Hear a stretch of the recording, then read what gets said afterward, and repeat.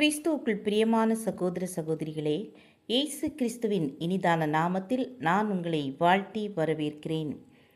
இன்றைய தினம் உங்களுக்காக கொடுக்கப்பட்ட வேத வசனம் யோவான் 16ஆம் அதிகாரம் 13ஆம் வசனத்தின் முன்பாகம்.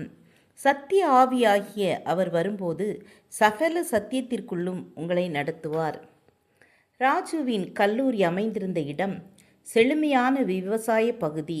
ஒரு விடுமுறை நாளன்று தன் கல்லூரி தோழர்களுடன் வெளியே சென்றிருந்தான்.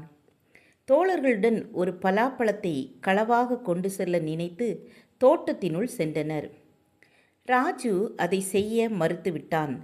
இப்படி பல நேரங்கள் தோழர்களோடு தவறு செய்ய மறுத்து அவர்கள் பகையை சம்பாதித்தான். இப்போது யாரும் ராஜுவோடு சேர்வதில்லை.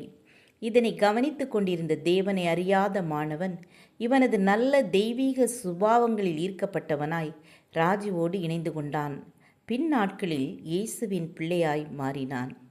பரிசுத்த ஆவியானவரின் மற்றொரு பெயர் சத்திய ஆவி என்பதாகும். அவர் நம்மை நேர்மையான வழியில், தவறு செய்யாத வழியில் நடத்துகிறவர். சாத்தான் நம்மை எப்போதும் பொய் வழியிலும் தவறு செய்து கொண்டே தவறுக்குள்ளேயே வாழ அழைத்து செல்வான்.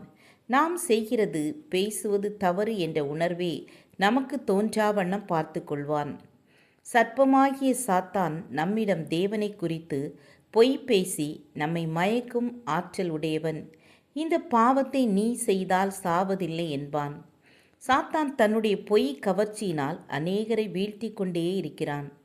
கர்த்தருடைய பிள்ளைகள் தேசத்தில் குடியிருந்து சத்தியத்தை மேய்ந்து கொள்ளும்படி அழைக்கப்பட்டவர்கள். சத்திய ஆவியாகிய பரிசுத்த ஆவியானவருக்கு நாம் நம் வாழ்வில் இடம் கொடுக்கும்போது அற்புதங்கள் நடக்கிறது. முதலாவது, நம்மை சத்தியத்திற்குள் உண்மை வழியில் நடத்துகிறார். இரண்டாவது, அவருடைய அபிஷேகம் குறித்து நமக்கு போதிப்பார்.